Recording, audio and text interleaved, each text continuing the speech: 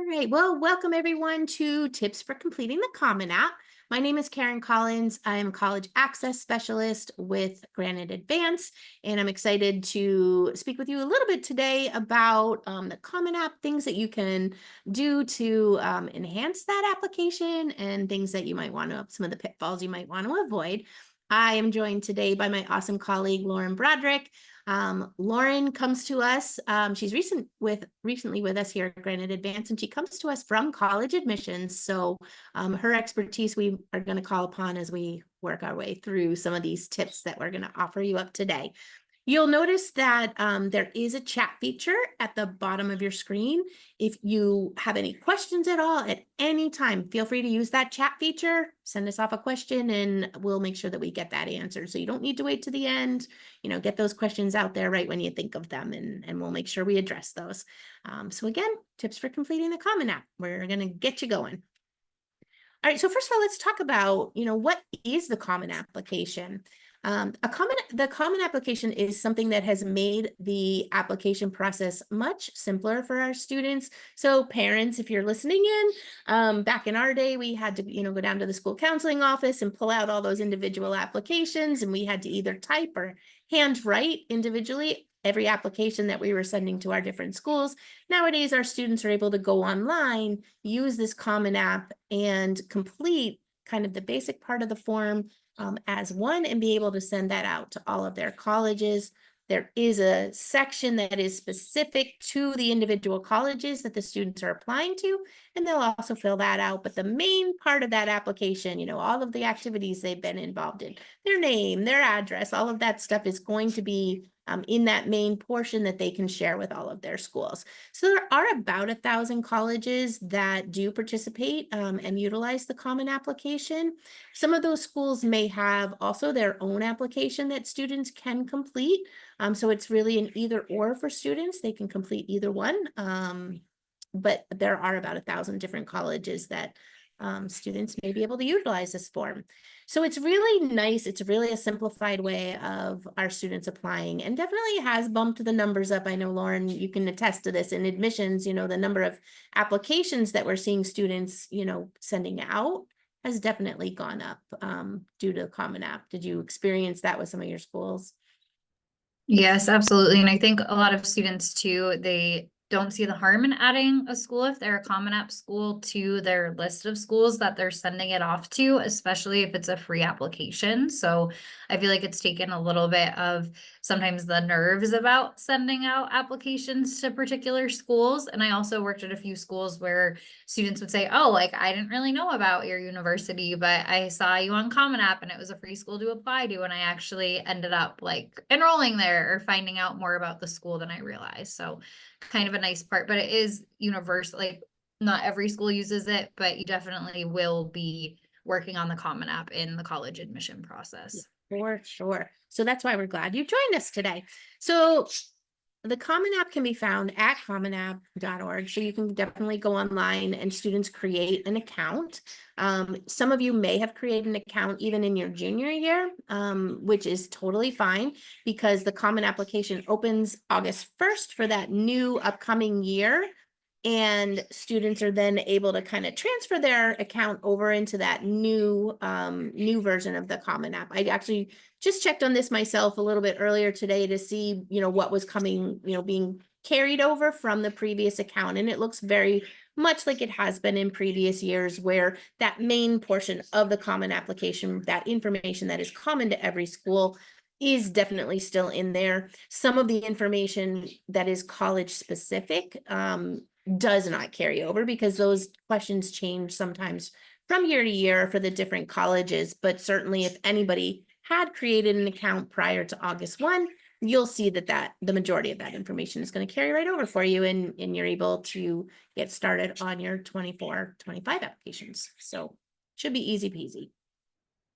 So what we're going to do is we're going to work our way through some tips for completing this Common Application, things that we've seen students have some trouble with, or places where students can really enhance and take advantage of that portion of the application to really make themselves shine. So one of the first things that we always say to students is don't try to complete this application in one sitting. It is lengthy. There is a lot of information on this form, and inevitably, if student is trying to rush to complete this form, something gets missed or something was not done in a way that would have been their best work necessarily. So we say, try not to complete this Common App in one sitting. We like students to really start early in this process.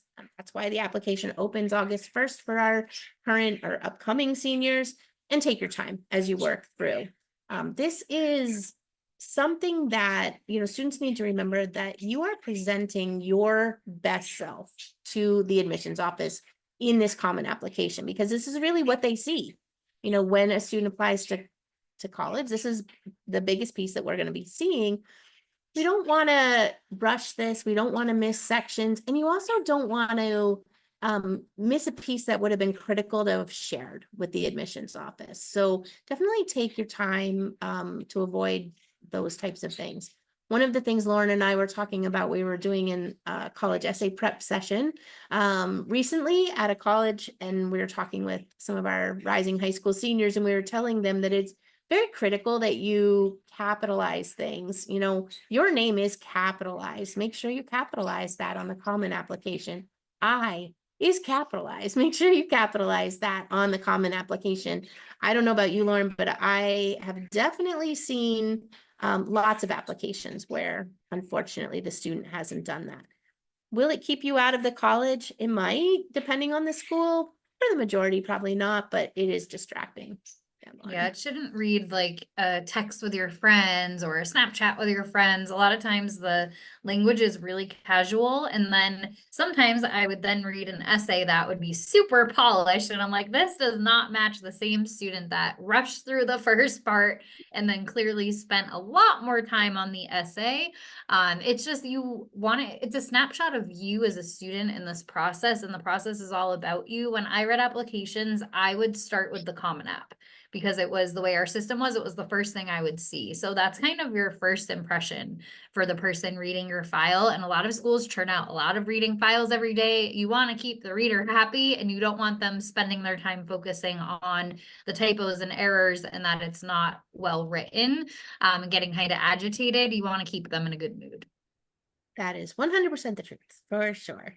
So also be aware that some colleges will have, the colleges will have these supplemental sections, that when you're putting the colleges into your dashboard, maybe you're applying to the University of New Hampshire and you're putting that in as one of your colleges, they will have their own sections that they'll need you to complete. And sometimes that is really as simple as, what school year are you applying for? So if you are listening in and you're a current, rising senior, you're applying for the fall of 2025. Are you going to be a full-time student? Are you going to be a part-time student? What major are you interested in? It can be as simple as that, but some colleges will have supplemental essays that you might need to complete as well. So pay attention to both sections. The Common App won't allow you to submit if you don't have both of those sections completed for the college, but just know that when you're budgeting your time and when you're thinking about, trying to get these done before the deadlines, that you're not done after just that one section of the Common App. You're going to need to do those supplemental sections for each individual college as well. And again, some of them are very simple and some of them are going to take you a little longer, but just kind of budget that in as well as you move. We want you to be very accurate. It's really important in the admission process that you are accurate and as informative as you possibly can be, so that when decisions are being made, all of that information has been presented. It's a really good idea to kind of gather up some of your information before you sit down to complete the Common App, because it can get frustrating if you're just, you're getting started and then you need to jump up and get this and more other information and you can't get it completed. There is a section that is going to ask about your parent, your guardian information. So you're going to need things like, what is their occupation? What's their employment status? What level of education have they completed? Which college did they attend? I think it even asked, Lauren, I don't know if you can confirm, but I think it even asked what year they may have graduated from college. So knowing that information or having that information handy when you're going to fill out the Common App will kind of allow you to move on to that next section and start completing that. The other piece that you might want to have in front of you is a copy of your high school transcript and possibly the school profile as well. There's a section where you can complete information about your education. You're going to need, and I'm going to talk about this in a few minutes, but going to need the coursework that you're taking this year. They may ask about, your class rank and those types of things. So if you have all of that information handy, it's going to make this process a lot quicker for you. And again, this needs to be accurate, so you don't want to just kind of guesstimate, like, oh, I think my grade point average is, about this. That's not going to help in the admission process. And they are going to, get that official high school transcript, so they will see that information there as well. But as Lauren said, many of us, when we were reading files, would look at that Common App first, because that is generally the first thing that comes in when we're getting those different files to read. And it also just kind of sets us up for the rest of the information that we're going to then receive, so that we can kind of put everything into context. The other thing that is very important to have is a list of your activities. What did you do in high school? Were you part of sports? Were you part of the marching band? Were you involved in clubs? Did you work after school? Do you have family responsibilities that you can list? And we're going to talk, very specifically about this as well. But there is a section of the Common App where you're going to include all of this information. And to have it in front of you is the easiest way to do that, so that you can really organize yourself. Which one of these do I want to put first on my list? Which one of these, is the most important to me? And you don't want to forget anything, so that you can, again, provide the best information that you can. Academic. Oh, go ahead, Lauren. Sorry. I think one key thing that I always think of with like the second point that Karen made about having the courses and grades sections in your transcript and information ready to go. Sometimes the transcript that the college will get will not have any information on the senior classes you're taking, and they rely heavily on that to understand, okay, how many years of English will the student ideally have completed? How many years of social sciences, if the school has a certain like foreign language requirement or other things specific to your major, they want to see if you're taking any classes, if they're available at your school related to what you want to study. If you want to apply for nursing, it's usually pretty strict at every school with what you need to have to be admissible for that program. It's just a little bit more selective. So a lot of times I would read students like inputting that information, and I don't think they realize that like we were using that. And then if there were questions down the road when the transcript came in, it just added extra steps and could be confusing. Always, always, always make sure that you're not using these like crazy school specific acronyms for your transcript. So if you take a writing class, but it's called like XYRT 456, and that's all you put for like the senior year class, Karen and I could think that's two very different things, and it's probably going to be neither of those things. It'll be something entirely different. So when in doubt, just make sure that if someone's reading it that's not familiar with your school, and that extends the activities too, that we understand what you're talking about. So critical. I can't tell you the number of times we didn't know what that meant. There is a section for your academic honors and your achievements. Think about some of those things that you've done. And again, we're going to kind of come back to this and revisit it. But, what are some of those academic honors and achievements that you might have? And then your standardized test dates, if you are going to self-report scores, if you're going to put those into your Common App. What are the dates that you took those tests, and what were the scores that you had? So having some of this available will make this a smoother process. We're going to talk about each of these sections for sure, but this is just kind of gathering that information.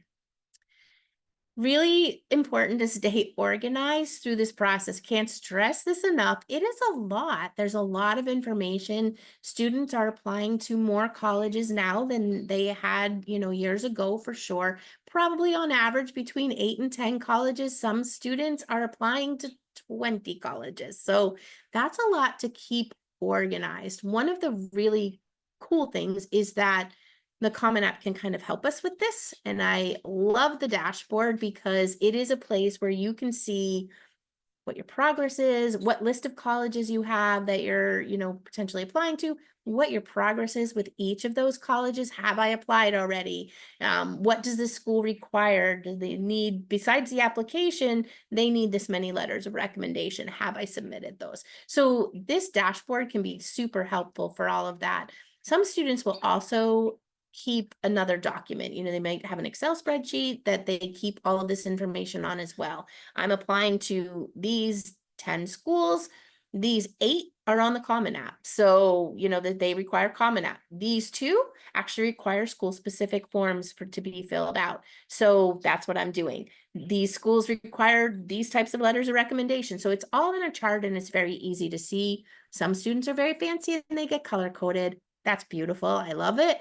But not everybody needs to have all of that craziness, but just a place that you can really keep track of everything that you're doing, because on top of applying for admission, your family's likely to be applying for financial aid. And there are deadlines and forms that you're going to need to complete for that. And you have all of your other school responsibilities and things that you're doing to be a senior. So you want to have a place that just this college stuff lives. We had a calendar when my oldest daughter, and then now again when my youngest daughter went through the process, we had a calendar on our refrigerator, and it was literally just college. So it didn't include things like, take the dog to the vet and soccer games or ballet recitals and all of the things that we get bogged down with as a family. It was simply college information. So it was, college application deadlines. It was college visits that we were making. It was financial aid deadlines, all of the things that we really needed to be able to see visually, way we learned, up right there on the refrigerator that we were going in multiple times a day. So it really helped us to keep organized. Whatever your method is, it's not important. It's just important that it works for you to make sure you're keeping track of all of this, because it's a lot of stuff and it's important stuff, and we don't want to miss any steps as we move along the way.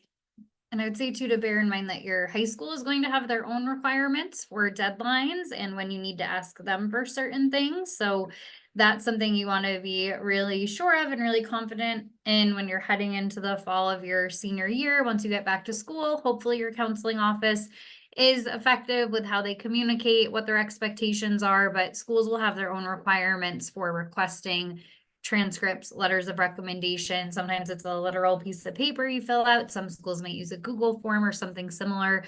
So that's something you also have to kind of keep track of, because that is sort of your responsibility. They'll send the things for you, but they're not going to know where to send them unless you tell them.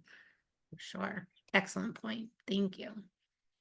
All right, so let's talk about our second tip, which is to check to ensure that your self-reported coursework is complete and accurate. And this is what Lauren was talking about. There is a space on the Common Application where you are going to put your senior coursework in. A lot of schools don't include that information when they send what's called a school report. They will send your high school transcript, but sometimes we're not, college reps are not seeing what you're taking in the senior year. So this information is what is being seen and in what is being used when making an admission decision. So we want to make sure that all of this is as accurate and helpful as possible. So here you can see up on the screen that you're going to put in the number of courses that you're going to be taking. Does your school operate on a semester, a trimester, or a quarter system? That also helps admissions to understand that, if calculus is a requirement of your engineering program that you're requiring, that you're applying to, but you haven't taken that yet because you're taking that in your block schedule second semester, or in a quarterly system, however it works, we can still know that this is what we're seeing, and we're not going to see it on that first transcript of the year. So really important to see all of this information as you go through. If you can, or definitely do, put the name, the course that you're taking. Lauren said, don't put course XYZ LMNOP, because we don't really know what that means. Instead, we do understand biology, so that is really going to be very helpful. Put that information in. When you are selecting course level, it's definitely important that that is accurate as well, because sometimes students select that it's an advanced placement course that they're taking, but it really isn't when that transcript comes in. Or worse, they don't select that it's an advanced placement course. And then when that transcript comes in, we say, oh, wait, that's an advanced placement course. We need to make an appropriate change for that. So make sure that that is going to be accurate, that you're putting that information in there. So this is super important. Like, really, can't stress enough the name of the course and like really helping us out as to what that is. And then the appropriate level of coursework that you're taking. Number 3. So if you're applying test optional, be sure that you remove any self-reported test scores before submission. So in other words, if you have 10 schools on your list and 9 of them are test optional and you don't want to submit your scores, you have the option of doing that. But the 10th college requires scores. And if you happen to have applied to that 10th college first, because they have an earlier deadline, and you've self-reported your test scores already, and now you submit to those 9 other colleges, those self-reported scores are in there. So the college has that information and you're no longer test optional. So just be aware that that does happen to students sometimes, and be careful about that as you're, as you're making your way through those applications and, different application deadlines. These scores, some colleges will accept these as your scores. Other schools are going to actually require that you also send your scores from the college board or from ACT, depending on which scores you're reporting. And they won't take these as the final scores. They'll, require that they see those final scores from the testing facility.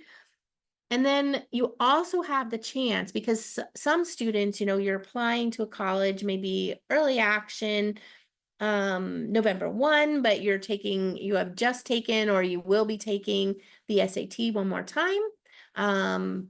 You have the opportunity to put a future test date in there, and then the college can see, oh, okay, they're taking these one more time. Right now, maybe the student isn't quite in that pool, but we can hang on to this application and defer them or wait to make that final decision when we see those final scores come in. So testing is something that, again, want to take some time, make sure that when you're filling it out the way that you actually want that school to be considering you for admission.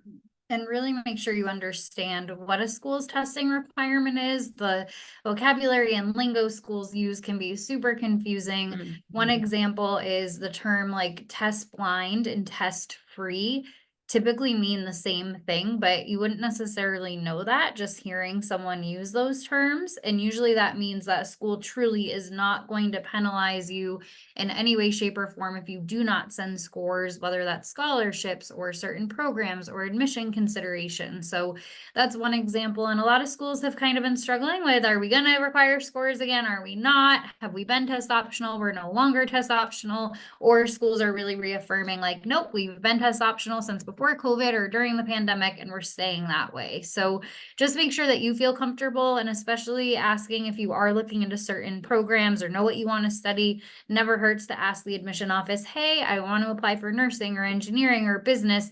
Is there anything I should know about what scores you are or aren't looking for and how that might affect me if I choose to send them or not send them? It can be confusing. And so that's what the admission office is for, to help demystify that for you.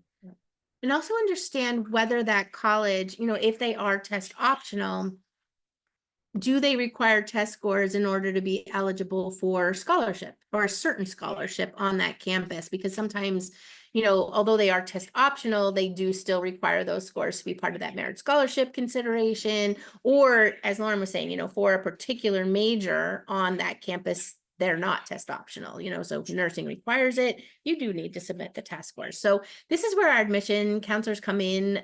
That is why they're there, and they are happy to answer those questions. You can send an email, give a call. Students should send the email or give a call and get those answers for themselves too. So perfect. So reporting test scores. Number 4 is we're going to be starting to talk about your activities, but the descriptions that you provide for your activities should be well developed. They should be descriptive and they should be attention grabbing. This section of the Common Application, the activities section, allows students to submit up to 10 activities. So there's 10 spots for students to include their activities, their work experience, their family responsibilities. So we want to use these wisely. Some students may have more than 10 activities, and that's fine. You're going to choose the 10 that are the most important to you. So there's always a thought about like, how do we list these on the Common application? The Common App says, please list these in order of interest. So your most beloved activity goes first on the Common App. Second goes second. Sometimes it means that not all of your activities are going to fit, as I was saying, and that's okay. You know, again, you're choosing a selection of what you've been involved in, and the colleges will be able to see that activity level for sure as you move through. Here's another spot, as Lauren said, you need to explain the acronyms to us, because SAD as an acronym could be a number of things. SAC as an acronym could be a number of things. We need to know what that thing was that you were participating in, so that we understand the rest of what your description and the information that you're providing is going to be. So acronyms, no, give us the full description. There is not a lot of space on the Common App to actually type information about your activities, so that can be really tricky. So the activity type is a drop-down box, as you can see. You choose that information, but then your position and leadership description, you know, what you were participating in, is about 50 characters. So you just have to be creative sometimes in how you list that. And if you have trouble with that, you know, it's definitely see your school counselor, or even, you know, give the admission office a call and just say, I'm really wanting to make sure that I am effectively providing the correct information. What is the best thing for me to do here? And then, as you can see on the description of the activity, there's only 150 characters. So that can be super tricky for students. Here's where you're gonna maybe be a little bit more creative. You don't necessarily have to use full sentences here. Here's the one space that I'm going to allow you that on the application. You don't need to use full sentences. Commas are great. You know, you can make a list of some of the things that you were involved in, but here is where you really want to describe what you did within that activity. What did you do? Did you bring the number of donations up from 50 the prior year up to 300 this year? Did you supervise 10 students in, you know, a walkathon? What did you do? What was your impact on that particular activity and perhaps your community based on what you were doing in that particular activity? So you don't have to describe what it is. You know, you don't have to say National Honor Society is an organization that, you know, you don't have to tell us that. You tell us what you did, what your impact was in that particular organization. Yeah, and I think one of the like biggest mistakes that a student can make is leaving this section blank. It's been focused on here that things like work experience, family responsibilities and obligations should be mentioned. A lot of students I've worked with over the years have a really hard time acknowledging that there's value in the part-time job, that there's value in, I get my siblings off the bus every day and I'm making dinner because we have parents that work second shift or aren't there. Schools value that too. And it's way better for me to see, okay, there's one activity, but the student's working 20, 25 hours a week at a part-time job to support themselves and their family, than to see nothing. And then the admission officer is going to assume like, oh, that student just like isn't going to be engaged and they don't really do much. So the skills you gain from part-time job and family responsibilities is definitely something a school counts, but they can't count it unless you tell them. So be like confident in including that type of stuff. It's okay if you don't have those things, but if that's what's prevented you maybe from staying after school for clubs, or you don't have transportation, so you can't do certain things your friends are doing, like that's a valid point, and it's something that the admission office will factor in when they're looking at your levels of involvement too. 100%. I think students have a hard time understanding that that's just as valuable, you know, in the process. They think that, you know, because they weren't the captain of the football team, or, you know, whatever it may be, that is not being considered by an admission office. It very much is. It's really not so much what those activities are. It's more that the students are engaging in something outside of the classroom and balancing, you know, being able to do that balance. College is a very different setup, as we know, from high school. You know, high school, they're in the classroom from, you know, 7 to 2 every day, and this is just not how it's going to work in college. So they want to understand that students are able to, balance their time, and they have some time management skills, that they're willing to join and be involved and do some stuff outside of the classroom as well, because that's what makes a college campus lively and exciting and a really valuable learning place, even not just in the classroom, but outside of the classroom. So whatever it is you do, please feel that you should be putting that information here. And in that drop down box of the activity type, those are options, working and family responsibilities, those are options for you to choose. So you can see how important it is to call, the college admission professional to see whatever it is that you do on that list of activities, for sure. You want to make them pop. Again, as we were kind of saying in the previous slide, this is one, I feel like, one of the most underutilized spaces in the Common App ever. Students kind of race through this section a lot of times, and you can see that and you can feel that. But that they're more passionate about the things that they're doing than what they're showing on this application.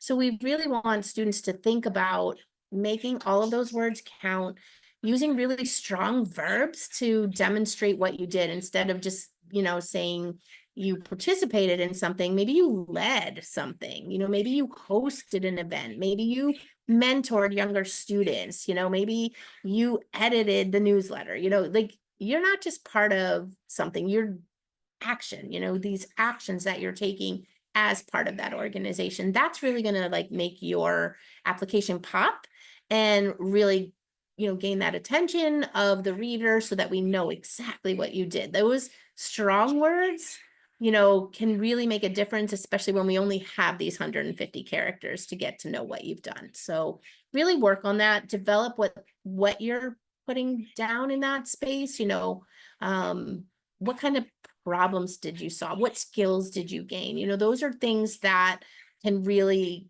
give an admission counselor an idea, a better sense of who this is, putting all this information down on the Common App and what you're going to bring to a college campus, and, what skills you already possess. So really important to make this section pop and take some time with this. And again, there's plenty of folks who are willing to help you. We are definitely some of those folks.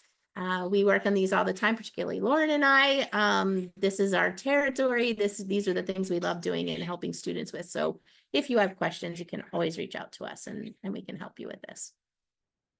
Number 5, utilize the additional information section correctly. So on the Common App, you'll notice that there's this handy little space called additional information. And it doesn't give you a lot of instruction of what exactly you might want to put here, but we've seen it all. Lauren, probably more even than I, because she's been in admission more recently than I have. But there are some things that are appropriate to put in that additional information section. And then there are some things that aren't as appropriate, and you're not utilizing the space to the best of your abilities. So things that would be appropriate and really helpful for admissions is any information that doesn't appear somewhere else on the application. If it's already appeared on your application, so in other words, you had, another activity in soccer, like you love soccer, you've done 47 things in soccer, and you wanted to put the 48th thing in soccer, you don't necessarily have to do that. It has appeared everywhere. We know you love it. That is awesome. And we've got that, and we are giving you full on credit for that. But things that don't appear, in other spaces of your application would be really helpful here, particularly things like a student who might have had an illness during one of their school years and was out of school for, an extended period of time, which meant that maybe the grades weren't quite what they normally were, or, you just kind of see that sway in that transcript. That's a great place to provide that type of information. I also have seen students, especially, students during COVID, when students were in a hybrid classroom situation or they weren't in school at all, they were all virtual, where certain classes weren't offered because the school wasn't able to really provide that in a virtual type of format. So certain classes weren't offered. Or maybe a student, you go to a smaller school and you take a lot of AP courses, but AP such and such wasn't available to you because also AP whatever was offered during that same time period.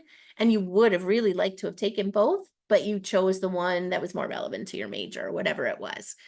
That is something that you could put into an additional information section, so that colleges understand like what you were kind of up against or what you might have been facing when trying to schedule, or some of those things that might have made our a little bit of a up and down in your transcript. Things that you don't really want to put in there are an additional essay.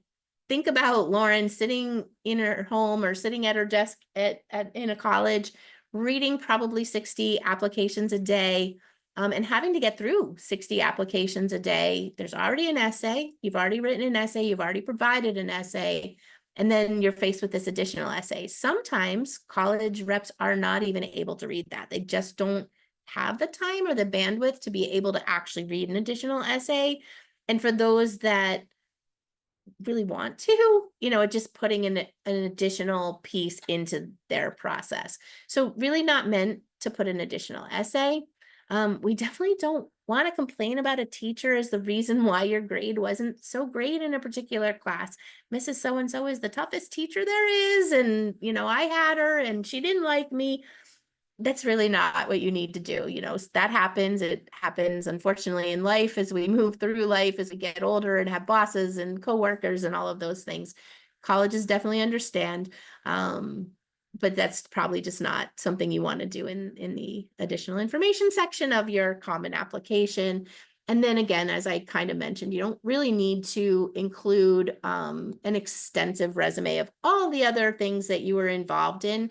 They put 10 activities for a reason on the common application so that schools can have students kind of give that sense of what was most valuable to them, because again, they're asking you to list that in order of preference so they can feel that like through those 10, they're seeing that information. Some schools definitely ask you if you would like to include a resume. There is a section to do that, so that you'll find that typically in the school section. So some schools you can do that and they are looking for that information. In other schools, again, they might not have the time to process that information, or it might just not be part of what they do. So kind of following the instructions of what that college is looking for is also really important. We don't need to over provide. They'll be able to handle that. Yeah, and if there's anything that was like more of like an extenuating circumstance or something, really difficult or challenging you went through, if that's not something shared in your college essay, which is okay if it isn't, that's when just having a quick like check-in with your school or college counselor about like, hey, like if they don't know about a situation, some schools, the counselors have so many students that there's no reason and no way rather that they would be able to know everything about every student, but some of you may have really great rapport and strength of relationship with your counselor. So depending on the situation too, like it's helpful for you to know like, oh, like my counselor's got me covered with that. I've worked with students where they had a lot of teachers quit like mid-school year, and so they couldn't offer certain classes because of that, or there was a loss of a student in the senior class. Like these unfortunate things happen sometimes, but there was sort of a blanket statement in all of the school counseling letters that I received from that school that year to tell me. So then I had a heads up on a situation. So you definitely want to be mindful with how you use it, because reps don't always have time to read. Like some reps will probably skim the section pretty quick. So you don't, in my opinion, want to do a ton of length in that section. You won't be able to. I had students that would send full on resumes, like try to copy and paste them in there. And then I'm just like, oh my gosh, like I don't want to read this. My eyes start hurting. As Karen said, if a school wants a resume, they're going to let you know. Otherwise, even if you send one to a school, I've had them mailed in or emailed to me in the past, like they're not really utilized. That's why like the being thoughtful with what you put on the activity section does pay off. But if you have a certain thing, or maybe you're applying for a certain program where they want that, great, they'll let you know. But don't use, I think that's probably one of those common ways I've seen students use that section. Me too. Yeah, for sure. Is that additional resume, additional pieces. Yep, for sure. So number 6, the essay is important. This is something that I think students know, but I think it's something that we can emphasize once again, as really just an important piece of this whole process. Obviously, the common application includes an essay. For students, students are able to pick the prompt that they want to write about. There are seven, Lauren, seven prompts. Yeah, Yes, that there's sounds right. seven. 7 or 8. One of those prompts happens to be, write about the topic of your choice. So essentially, you can pretty much write about anything that you want in that Common App essay. But pick that prompt that you're most passionate about. Like which prompt is actually speaking to you. Basically, when you read it, you're like, yeah, I know I can write about this, and this is I love this. This is great. I want to do it. Because if you're not that excited about what you're writing about, that comes across in the essay. When we're reading that, then we're not that excited about it either. So that's not a good representation of you. It's not what the reader wants to see and what wants to learn about you. We really want to see those things that you're more passionate about, that when we're reading it, we can feel that emotion in those essays. So pick wisely. Don't choose the one that you think makes you sound the smartest, or that an admission counselor really wants to hear about, because we don't know who the admission counselor is, right? We're not really sure. It could be, of your 10 schools, 2 of them might love to read about whatever, and 3 of them don't, and a couple of them are indifferent. They'll read whatever, they don't care. So you can't really figure out exactly like what does an admissions office want. The admissions office wants to learn more about you. And if you read those Common App prompts, you're going to notice the word you and your in there more times than any other word that you're going to see in those essay prompts. So understand that that is exactly what they're looking for. So your goal in this essay is to highlight a few of your character traits, a few of the things that makes you you. What do you value? What is it about you that you really want to share with that admission office? If Lauren and I are reading these, and we were writing on the top of that essay, each essay that we read, what was the message in that essay that you are sharing? What did we get out of that essay? That's what we have to think about. What is that admission counselor taking away? Do it in a story, because that's a much more interesting way for any of us to be reading 60 essays a day or whatever the number might be. Tell your story. It doesn't have to be your life story. Just start when you're a wee tiny baby and go all the way up through high school to this, you're 17 that you're in. You can pick something very small. You can pick a moment in time. You can tell us about brushing your teeth. It doesn't matter, but tell your story. And then you also need to demonstrate critical thinking. And what that means is that you have to tell us why you're writing about this. What did you learn in that situation? What made you write about this situation? What is the message that you want us to hear? So be careful about that, and do both parts, because that is really what makes an essay strong in the eyes of admissions, is really kind of buttoning it all up and getting all of that information in there. We are also looking for authenticity. Does this really sound like a 17-year-old student, or does this sound more like a mom my age? And we're not going to talk about ages, but does it sound more like mom really over edited or over helped a student to get this done, or an essay prep professional? If it's not really sounding like you anymore, then you want to be careful about that. There's not a lot of space to do this in. It's about 650 words, which I know when you're listening right now, you're like, wow, that's a lot. That's, yuck. That sounds awful.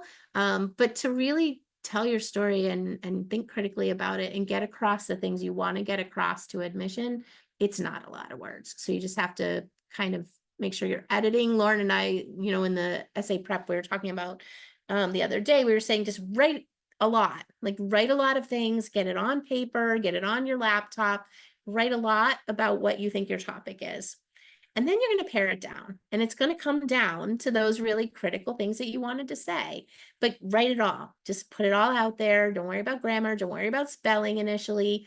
Don't worry about paragraphs or anything like that. Just get your ideas down. And then as you start to make your way through, you start to really get to the real point of what that essay was about, and it becomes clear what you need to do. So I think that's really important.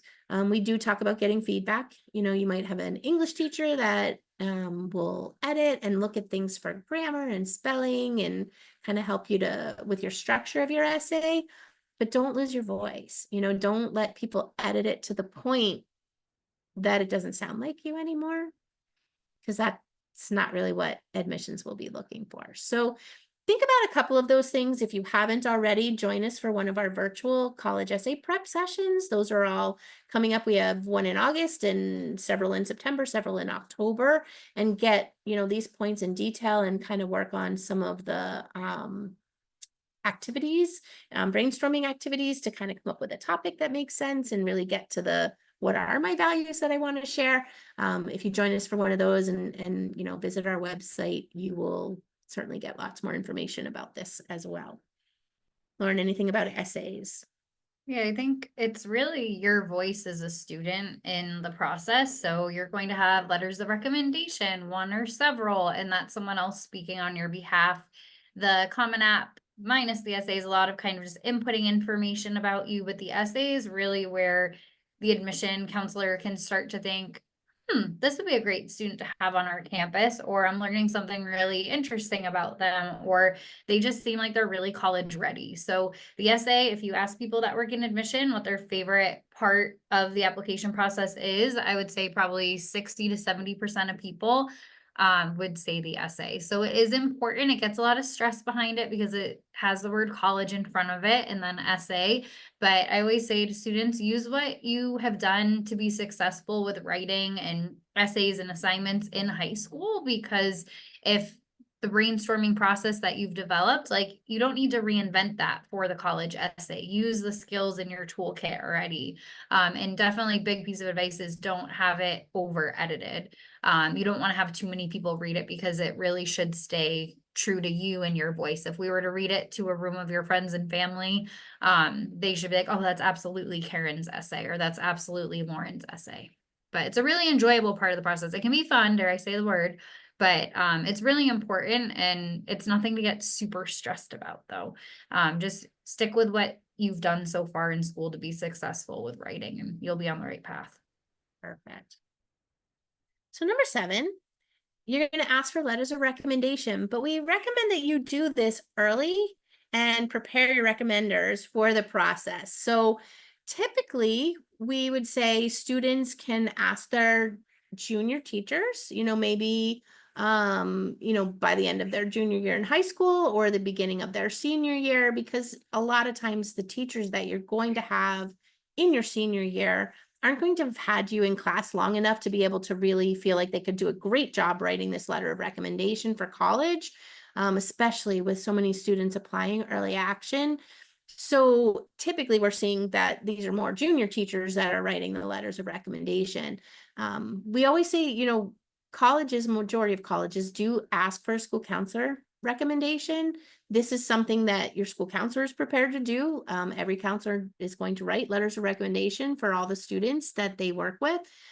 This is part of the actual application process. So you'll see that there's a school report that goes to the college, and that's basically to give information like, we have this many AP classes, we have this many honors classes, students can only take AP classes starting in their junior year. They can't take any before that. So that kind of information is going to the school, which is very helpful. Some counselors will fill out information on that form about, you know, this student ranks in the top percentage of students that I've ever worked with, kind of thing. And then the school counselor will write a letter of recommendation for the student. That letter of recommendation is a very global recommendation where they kind of talk, I would say, like about the student as a citizen of XYZ high school, right? What did this student do while they were here in the high school? They may talk a little bit about academics, but typically it's more like, Lauren was a student that I would always see at every event for the high school. She was always there. She was always cheering on the team. She was always part of it. She helped organize things. She just was always present and always ready to go. Or Lauren was a student that I would see in the cafeteria go sit with that lonely student that didn't have anybody else sitting with them, or, you know, whatever that may be that you do as a student and your counselor is recognizing, they're going to put that into your letter of recommendation. And then students should probably ask 1 to 2 teachers if they would write a recommendation as well. It's going to vary by school how many they wish to have. Some schools will be very definitive and say we want the council recommendation and 1 teacher recommendation. You can't submit more. That's it. That's all they allow you to do.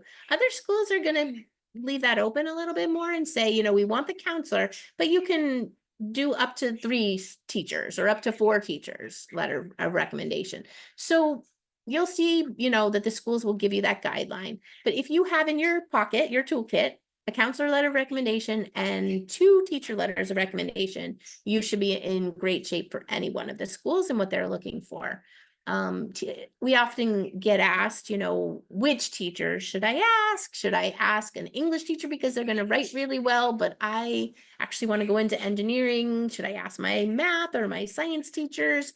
I think it's really, again, this is going to be kind of up to the student to choose. But it is nice if we can see a letter of recommendation from a teacher in the subject area that you want to study in college. That is helpful, gives a good idea of how successful you've been so far.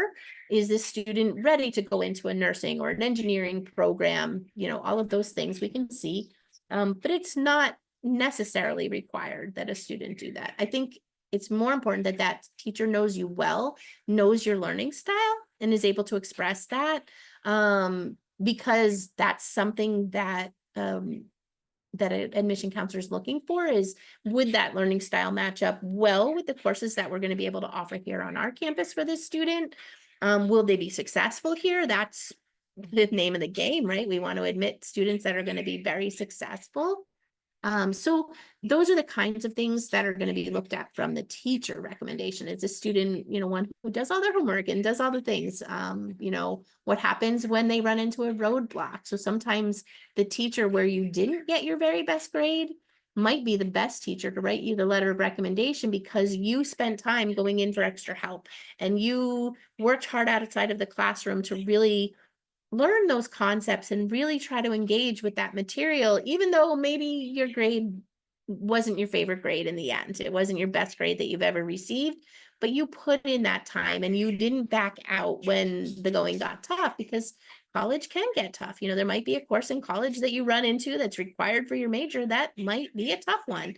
What are you going to do? So that gives the admission counselor the sense of, this student is ready. They're college ready. They're going to be able to handle this. They're going to go to office hours with their professor. So having those letters of recommendation can help. You are going to actually invite your recommenders to include their recommendation on the Common App. So don't do this before you've actually asked the teacher if they would be willing to write you a letter of recommendation, because once you add them, it sends them an email and says, hey, Lauren has asked for you to write a letter of recommendation for her. And if they're like, whoa, wait a minute. No, she hasn't. That's weird.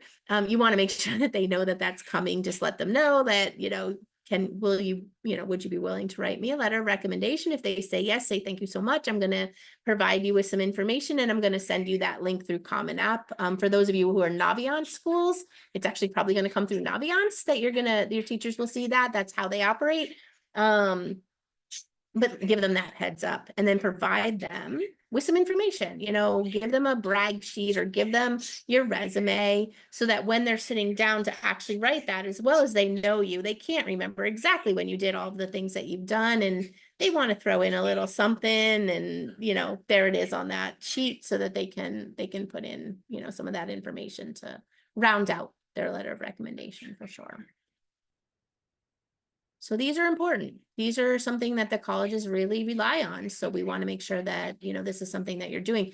If you are a rising senior and you're listening in with us, when you go back to school, just check in with some of your teachers once you get back in, get on their list before they get all filled up, because some of the more popular teachers will have many students in that senior class asking them, and their ability to write letters for everyone is definitely not there. So give them time. Also give them a list of the schools you're applying to, when the deadlines for those schools are you applying early action, deadline November 1?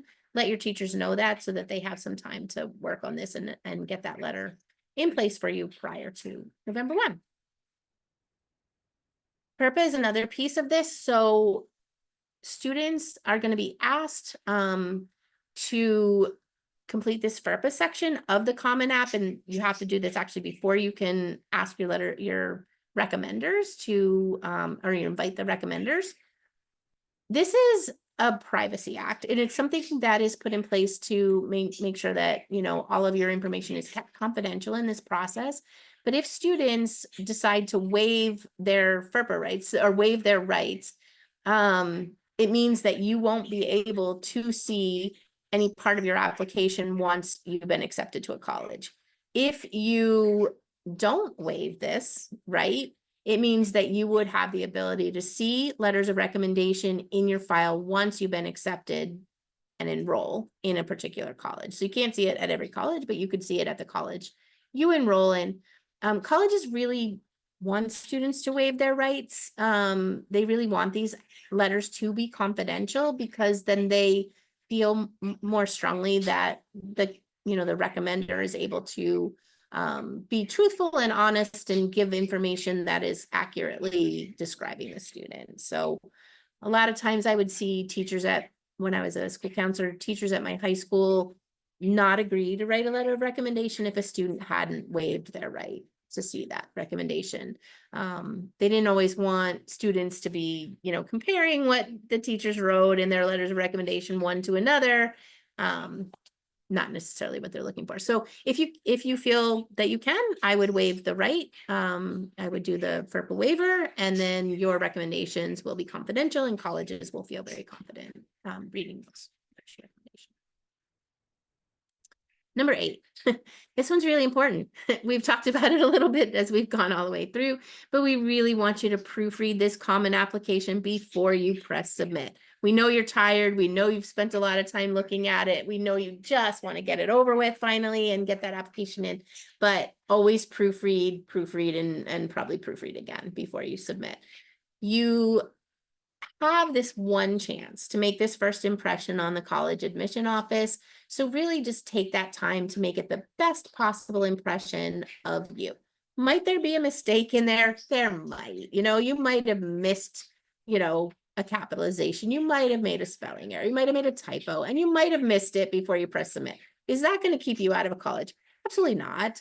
But make sure that you give it your best once over, and do your best work when you submit these. Spelling and grammar, nobody's taking out a red pen per se, but as Lauren said, it can be very distracting when you're reading an application and there are multiple spelling errors, there are run-on sentences. It just makes it more difficult on the reader, and that's not something you want to do. We want to keep all our readers happy and in good moods while they're reading your admission file, for sure. I always tell students, work on it over time, as we've said, but before you press submit, walk away for a little bit and then come back and look at this with fresh eyes, because I think our brain puts in, like if we missed a word or something in a sentence, our brain kind of puts it in because we've been looking at it so long, and we want to make sure that that's not happening. We want to read it fresh and make sure all those connections have been made, and then that you've really answered every question. You want to make sure that you've done this to the best of your ability. You've provided everything you could for that admission office to have everything they need right in front of them when they're making that final decision, for sure. And then there's a really cool feature on the Common App. I love this. At every page that you're working on, or at the end when you're complete, you can hit this preview button, and it pops up in the view that it looks like when we're seeing this in the admission office. So when you see that preview, it's really coming across just like it would in the computer systems in our admission offices. So it really gives you that sense of, does everything look good? Is it, did I really capitalize? Did I really do the things that I needed to do? But it also can be those fresh eyes too. It just is another way of looking at it that maybe isn't the same thing that you've seen over and over again on that same screen, and you can, catch things a little bit easier, for sure. I like to print it out, but that's just me. I'm, not your same age, so maybe that's just my thing. I like to print it out and look at it, then on paper as well, to see what that's going to look like before I submit something. But you don't have to do that, but you can. The option is certainly there for students. So always use this preview feature always check everything before you submit. And we do get asked a lot, can you make changes on the Common App? So up until the time you submit, you can change anything at any time. Even after you submit to one college, you can go back to that Common App and make changes before you submit to another college. But once you've hit submit, then you can't make any more changes to that particular school. So again, you just want to take your time with that. If there's something that you hit submit, you did your due diligence and you checked everything and you checked it twice and you hit submit and now you're like, oh, I meant to tell them about this cool thing. Or something comes up 2 weeks later, you got an extra award in something and you really want the admission office to know. This is something that you can email the admission counselor. If you go on websites for the different colleges, you can see who your specific admission counselor is for your high school, your region, and you can, go directly to that person and give them that information, and that information will make your way into the file. I will caution you and just say that, and I think Lauren would say the same, make sure that the student does that and not the parent. I can't tell you the number of times that I'd be reading a file and, calls would come into the admission office. And if I didn't take it, if somebody else took it and they put a note in the file and it said, Mom called and told us about Lauren's latest accomplishment. Mom called to check on the status of the application. You don't want that in your file. You want your name in the file as the student. You're the one going to college. You are filling out the forms. You did all the work. So you make the calls if you can to the admission office. It's really important to show that, it's another piece of college readiness that you're able to, to do these things on your own and advocate for yourself. So no mom called in the files if you can avoid that for sure. All right, so Common App, lots of things that, we've talked about today. Inevitably, you might have a question as it comes along. We offer appointments in our office Monday through Friday. We're located in Concord, New Hampshire. So if you're anywhere close to Concord and you want to talk with one of our counselors about any of the things that you see here on the screen, you can definitely come to our Concord office and do that Monday through Friday.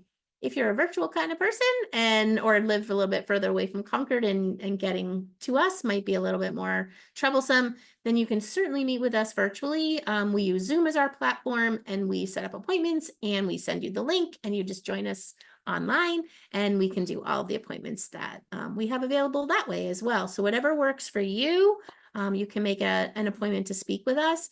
If it's Common App that you really would love to speak with us about, you can use that Exploring Education Pathways. We may be changing that name. I know we're working on that. I don't know if it's up on our online just yet, but that is your place. That's your place of anything college related. I need some help with my Common App. I have a question. I have a question about my essay. I'm creating my list of colleges. Can you help me with that? I'm not really sure how financial aid plays a role in this admission process. I want to explore that a little bit. That's your appointment that you can schedule with one of us, and we would love to work with you. So you see up on that screen now that there is a link where you can make your own appointment. It's kind of like it brings up a calendar. You choose your date and your time and make the appointment that way, or you can definitely give us a call and we can make an appointment for you, whatever time works. So we would love to see you, love to answer your questions. If you just have a question and you don't feel you need a full appointment, just use our phone and we will make sure we get those answered for you as well. And now we want to bring you to the point of checking to see if there's any questions that we can answer before we wrap up for today. So I'll give you a minute here. And again, use that chat feature if you would like. And while you're typing, up on the screen are all the different ways that you can contact us, certainly by email, book an appointment, give us a call. Any of those will certainly work. That QR code that you see up on the screen is for feedback. So if you have some thoughts about things that you would like to see in an upcoming webinar, things that we could do in this webinar to more successfully give you the information you need, whatever that may be, use your phone, jump on there and give us some of that information and we'll be sure to read that. Be very helpful. All right, looks like we don't have any questions right now. Lauren and I aren't going away though. So if you do have questions at any time, just use any of these methods to get in touch with us or one of our fellow counselors, and we'll make sure we get that answered. Again, this will go up online.